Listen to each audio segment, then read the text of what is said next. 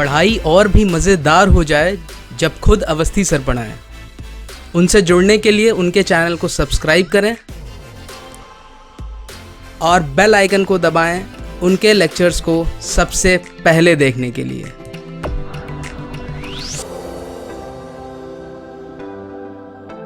Hello students, welcome back to the next lecture of signals and systems. Last lecture में बच्चों हम लोगों ने इवन एंड ऑड फंक्शंस पढ़ा था and in today's lecture we are going to study periodic and aperiodic signals. अब जब मैंने आपको सिग्नल्स का बेसिक क्लासिफिकेशन बताया था तभी मैंने आपको ये बता दिया था that periodic signals are the signals which repeat itself after a fix time interval. अगर मैं कंटिन्यूअस टाइम की बात कर रहा हूं तब भी after a fix time period they will repeat itself, और अगर मैं डिस्क्रीट टाइम सिग्नल की बात कर रहा हूं तो भी the same rule is applicable. ठीक है ना।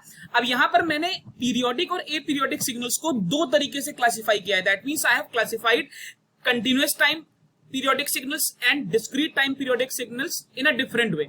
रीजन बीइंग दोनों का फंडामेंटल पीरियड और दोनों का कंबाइंड पीरियड निकालने का प्रोसीजर अलग अलग है। ठीक है ना। तो सबसे पहले देखते हैं कंटिन्यूअस टाइम सिग्नल का पीरियड हम कैसे निकाल सकते हैं।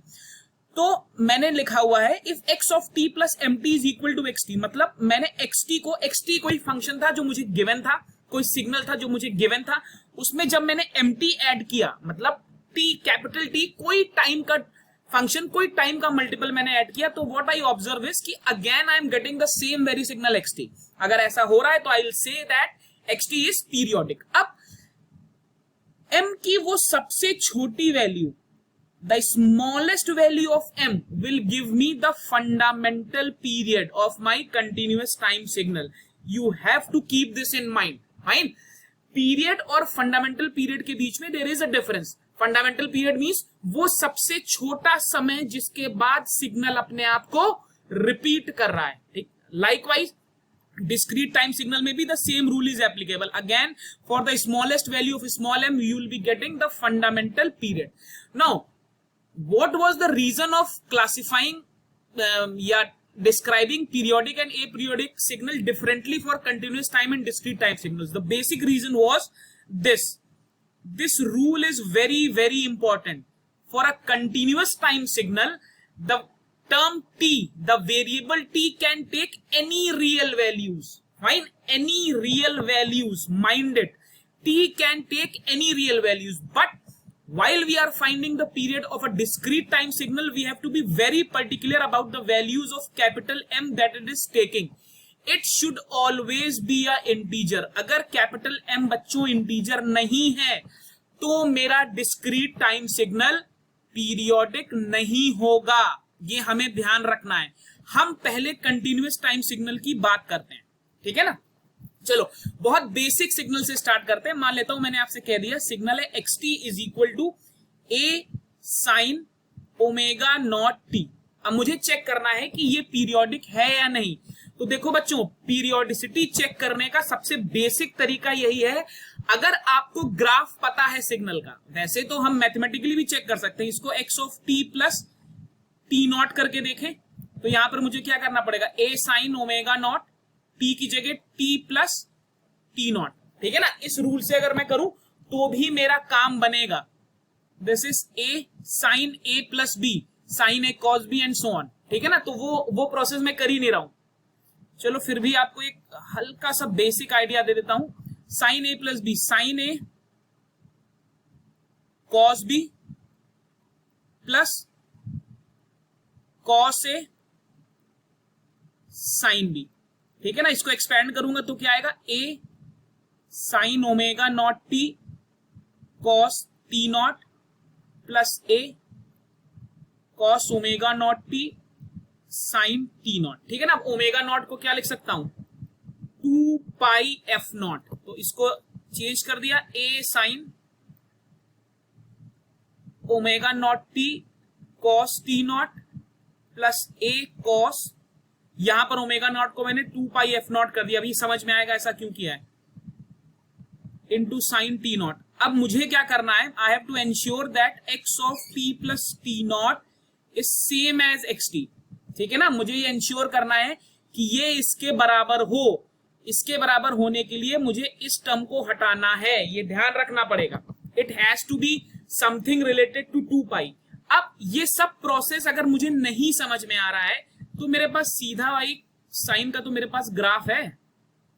मैंने आपको सिग्नल्स की शुरुआत में ही बोला था कि बेसिक ग्राफ्स पता होने चाहिए। तो मैं देख रहा हूं कि ग्राफ का ये वाला हिस्सा बार बार रिपीट हो रहा है। कितने टाइम के बाद? 2 पाई टाइम के बाद। और मैं ये जानता भी हूं कि सभी बेसिक, चाहे साइन लू चाहे कॉस लू, उसका फंडामेंटल पीरियड कितना होता है? 2 पाई। ठीक है ना? तो आपके पास हमेशा 2 तरीके होंगे इस तरीके के क्वेश्चंस को करने का। ठीक है ना? अच्छा, अब बेसिक चीज देखो, अगर मैं सीधे लिख दूं a is equal to cos omega naught t और आपसे कहूं इसका पीरियड निकालिए, ये पीरियोडिक है, ये तो पता है, इसका पीरियड निकालिए। तो जरा एक चीज देखो, ओमेगा नॉट की वैल्यू होती है 2 पाई एफ नॉट, इसमें कोई डाउट नहीं है। अच्छा, यहां से देखो, अगर मैं एफ नॉट को इधर ले आऊं, 1 अपॉन एफ नॉट कर दूं तो ये कितना आ जाएगा? 2 पाई अपॉन ओमेगा नॉट। और what is 1 upon F naught? 1 upon frequency is nothing but time period. तो T naught is equal to 2 pi upon omega naught. तो ये बेसिक रूल है, मुझे इतना सब कुछ करना ही नहीं पड़ा। आप अपनी फेवरेट बुक जब देखोगे, आप समझ ही गए होंगे मैं किस बुक की बात कर रहा हूं, तो वहां पे आपको ये सब मिलेगा। कोई जरूरत नहीं इसको सेमेस्टर में करने की।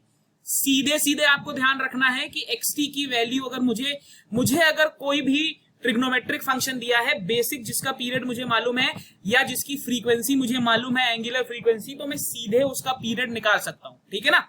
अब अगर मैं आपसे कहूं find the period of e to the power minus 80, तो अब भाई अगर आपको e to the power minus 80 का ग्राफ मालूम है, देखो e to the power minus a mod t का ग्राफ कैसा होता है? अगेन सेम चीज है, माइनस प्लस, ऐसे ग्राफ काम करता है। अच्छा, क्या आपको देख के लग रहा है कि ये फंक्शन कभी भी अपने आप को रिपीट करेगा? नहीं रिपीट करेगा। तो अगेन आप सीधे ही कह सकते हो कि ये नॉन पीरियोडिक है।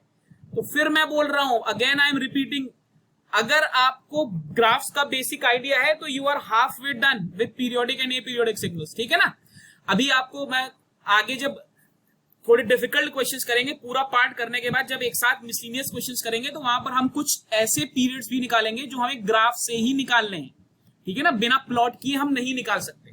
फाइन, चलो अब देखते हैं, अगर मेरा सिग्नल xt 2 सिग्नल्स का सम हो, x1t प्लस x2t, तो ये कब पीरियोडिक होगा?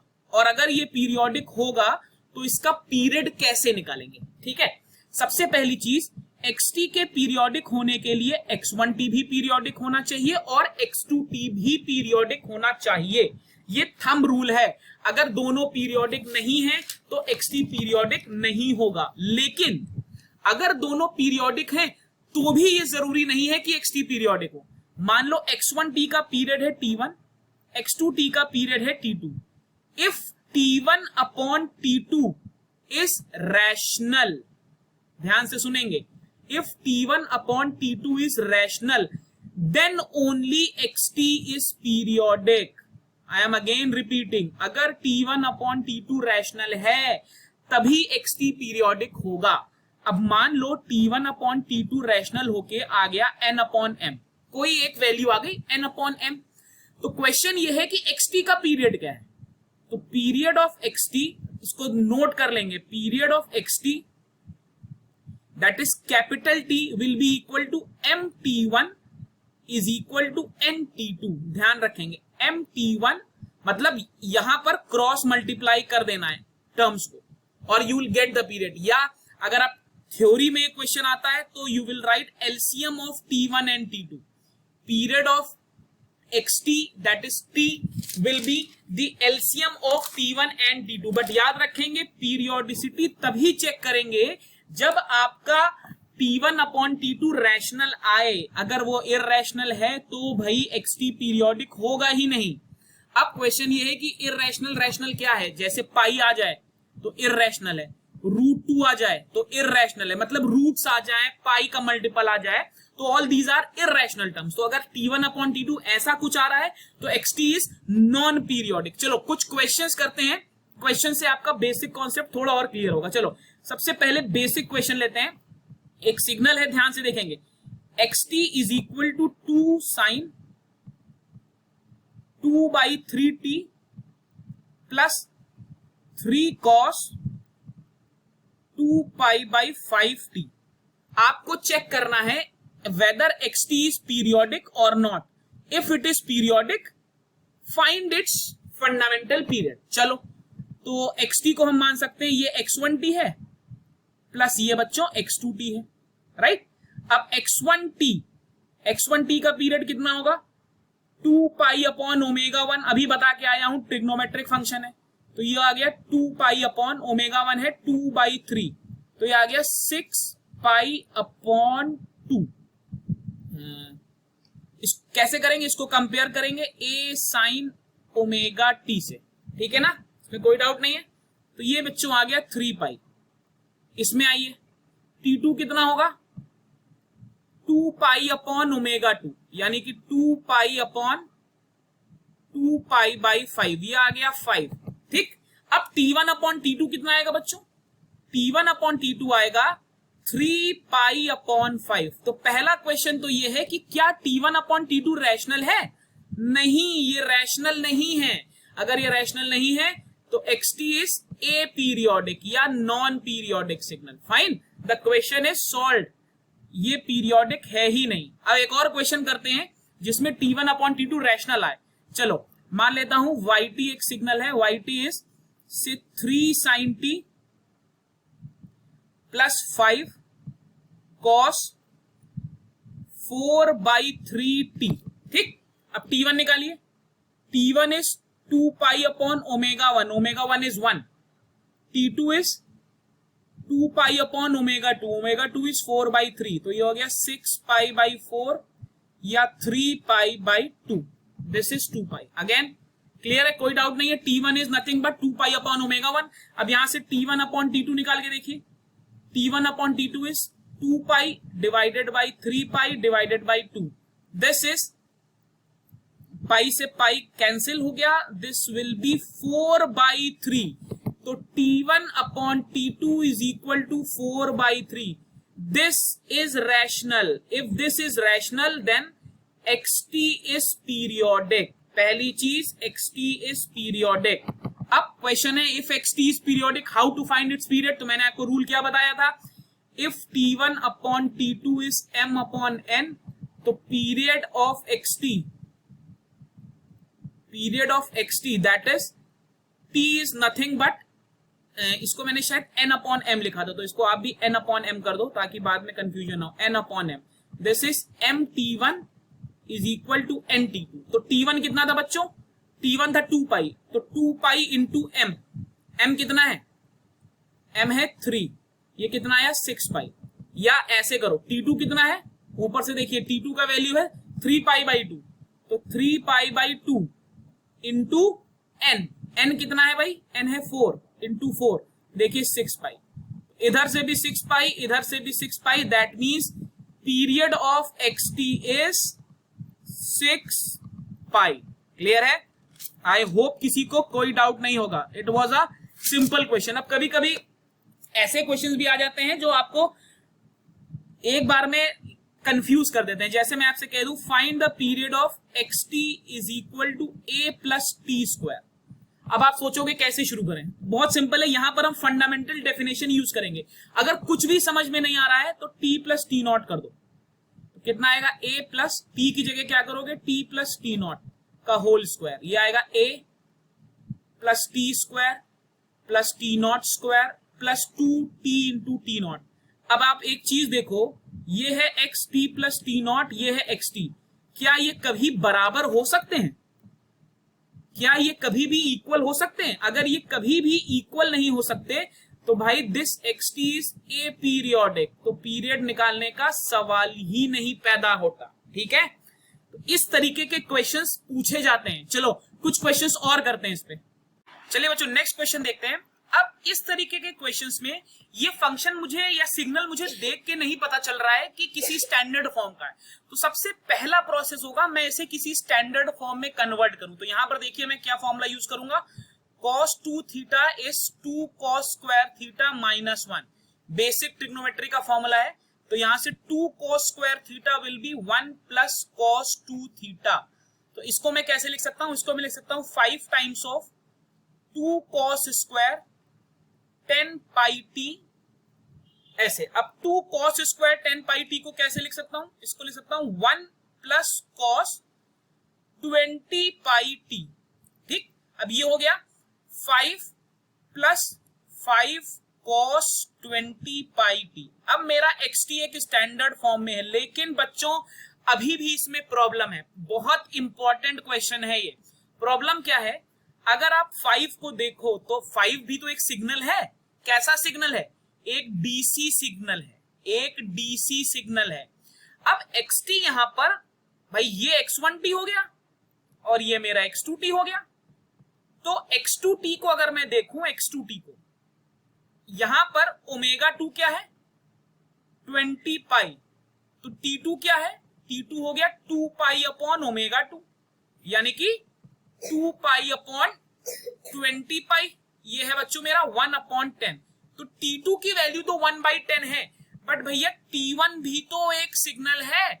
आप लोग क्या करते हो, जब लोकल बुक से देखते हो तो कहते हो कि भाई 5 इज अ डीसी वैल्यू, मुझे सिर्फ इसका पीरियड चेक करना है। ठीक है, चेक इसका करना है, बट इसका क्यों नहीं करना है, ये इंपॉर्टेंट है भाई। क्या डीसी सिग्नल, अगर डीसी सिग्नल ए पीरियोडिक है, मान लो x1t ए पीरियोडिक है, तो ये ए पीरियोडिक हो गया, ये पीरियोडिक हो गया, तब तो मेरा xt ए पीरियोडिक या नॉन पीरियोडिक हो गया। भाई अगर मेरा ये ए पीरियोडिक या नॉन पीरियोडिक हो जाता ये डीसी सिग्नल, तब तो मेरा xt कभी पीरियोडिक हो ही नहीं सकता था।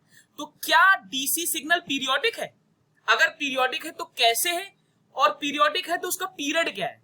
तो देखो बच्चों, किसी भी डीसी सिग्नल को अगर मैं प्लॉट करूं, अगर मैं मान लीजिए x1t इज इक्वल टू 5 आपसे कहूं इसको प्लॉट करो, तो कैसे प्लॉट करोगे भाई, ये मेरा xt है, ठीक है ना, ये x1t 5, अगर ये 5 है तो यही तो मेरा ग्राफ हुआ x1t इज इक्वल टू 5। अगर ये graph x1t is equal to 5 का है, तो क्या ये ग्राफ अपने आप को रिपीट नहीं कर रहा भाई, ये तो हमेशा कांस्टेंट ही रहना है। तो ये 100% पीरियोडिक है। बट क्वेश्चन है कि पीरियोडिक है तो पीरियड क्या है भैया, इसका पीरियड होता है अनडिटरमाइंड, हम इसका पीरियड नहीं निकाल सकते। ध्यान रखेंगे, ये पीरियोडिक है लेकिन इसका पीरियड नहीं निकाला जा सकता, क्योंकि ये तो इंफिनिटी तक भाई कभी इसने अपना वैल्यू चेंज ही नहीं किया, ये तो हमेशा से 5 था। तो हमेशा से कांस्टेंट रहना is not a sign of a periodicity. It indeed means that the signal is periodic but the period cannot be determined. Since the period cannot be determined, I can definitely say that this xt is periodic and the period of xt is nothing but 1/10। तो ये ध्यान रखेंगे इस तरीके के questions में। Fine, चलो next step है जो मैंने पहले बोला था कि कैसे मैं डिस्क्रीट टाइम सिग्नल की पीरियोडिसिटी निकालूं। डिस्क्रीट टाइम सिग्नल, अब यहां पर थोड़ा सा कैच है। डिस्क्रीट टाइम सिग्नल में अगेन आपका n शुड बी इन, यहां पे मैंने कैपिटल M लिखा था शायद ऊपर, तो उसको कैपिटल M ही कर देते हैं। Capital M should be integer, ये नेसेसरी कंडीशन है, ठीक है ना। तो हम आपको इसको करने का ट्रिक बता देते हैं। ट्रिक क्या है, मान लीजिए आपको एक क्वेश्चन लेते हैं, x of n discrete time signal है तो ऐसे लिखना पड़ेगा, is equal to e to the power j8n। ये एक फंक्शन है, डिस्क्रीट टाइम सिग्नल है, और आपसे कहा जाए कि इसका पीरियड निकालो, ठीक है ना। तो सीधे सीधे इसका बेसिक फंक्शन क्या था, j ओमेगा नॉट n, यही इसका बेसिक फंक्शन है। अगर मैं इसको स्टैंडर्ड सिग्नल से कंपेयर करूं तो इसका स्टैंडर्ड सिग्नल तो भाई यही है, e to the power j omega naught n। तो यहां से ओमेगा नॉट का वैल्यू कितना आएगा, 8 आ जाएगा, ठीक है ना। अब टाइम पीरियड कितना आ गया, 2 पाई अपॉन ओमेगा नॉट, यानी कि 2 पाई अपॉन 8, यानी कि π/4, ठीक। लेकिन ये पीरियोडिक है। अब इसका फंडामेंटल पीरियड कैसे निकालेंगे, ध्यान से देखेंगे। t को हम पुट करेंगे, आपका जो भी वैल्यू आया है π/4, इसको हम पुट करेंगे m/k, ठीक है ना, m/k। ध्यान रखेंगे ये प्रोसीजर इज वेरी इंपॉर्टेंट। जहां पर m क्या था, m था आपका x of n was equal to x of n plus small m into capital M। ये मेरी कंडीशन थी, ये मैंने नॉर्मल बुक से अलग लिया, वहां पे यहां पर n है, मैंने m लिया है ताकि कंफ्यूजन ना हो। अच्छा, वो smallest value of m, small m ही मेरा पीरियड था। तो फंडामेंटल पीरियड निकालने के लिए m is equal to pi by 4 into k, ये होना चाहिए। बट क्वेश्चन पहले ये बताओ, क्या ये रैशनल है? भाई ये तो इंटीजर हो ही नहीं सकता, यहां तो पाई है, तो ये तो मेरा इररेशनल है। अगर ये इररेशनल है तो यहां तो पीरियोडिसिटी की बात ही नहीं कर सकते, तो ये तो भैया नॉन पीरियोडिक है, ठीक है ना। This is a non periodic signal, ध्यान रखेंगे। Had it been a periodic signal I would have followed a different approach all together. अगर ये पीरियोडिक होता तो मैं एक डिफरेंट अप्रोच फॉलो करता। अब दूसरे एग्जाम्पल में मैं आपको ये डिफरेंट अप्रोच बताता हूं। मान लेता हूं क्वेश्चन 2, ये मैं केवल डिस्क्रीट सिग्नल की बात कर रहा हूं। मान लीजिए मेरे पास एक सिग्नल है x of n is equal to sine 3 pi by 8 n, ये मेरा सिग्नल है और मुझे निकालना है इसका फंडामेंटल पीरियड, ठीक है ना। तो omega naught is 2 pi by 8, t is 2 pi upon 2 pi by 8, ठीक है ना, 3 पाई बाई 8, तो ये मेरा हो गया 16 बाई 3, ठीक है ना। अब ये क्या ये इंटीजर है? ऑब्वियसली ये इंटीजर है, दैट मीन्स मेरा फंक्शन पीरियोडिक है। अब अगर ये पीरियोडिक है तो इसका फंडामेंटल पीरियड कैसे निकालूंगा? मैंने क्या बताया, 16 बाई 3 को मैं पुट करूंगा m बाई k। ये प्रोसीजर ध्यान रखेंगे, सबसे ज्यादा कंफ्यूजन इसी में रहता है। m हो जाएगा 16 बाई 3 इंटू k। अब वो k की सबसे छोटी वैल्यू बताइए जिसके लिए मुझे इंटीजर वैल्यू मिले। यहां पर k की वो सबसे छोटी वैल्यू बताइए। अगर मैं k is equal to 3 put कर दूं तो m इज इक्वल टू 16 आ जाएगा। अगर मैं k is equal to 3 put कर दूं, k इज इक्वल टू 3, तो m इज इक्वल टू 16 आ जाएगा। तो m is equal to 16 is the fundamental period of this particular question. बहुत इंपॉर्टेंट है डिस्क्रीट टाइम सिग्नल का। अब इसका बेस्ट केस सिनेरियो देखिए, सबसे टफ केस, क्वेश्चन नंबर 3। मान लेता हूं एक और सिग्नल है x ऑफ n, ये सिग्नल है साइन ऑफ से 3 pi by 4 n plus sign of 5 pi by 7 n, ये मेरा क्वेश्चन है, ठीक है ना। अब मुझे पता करना है कि xn पीरियोडिक है कि नहीं। अगर पीरियोडिक है तो फंडामेंटल पीरियड।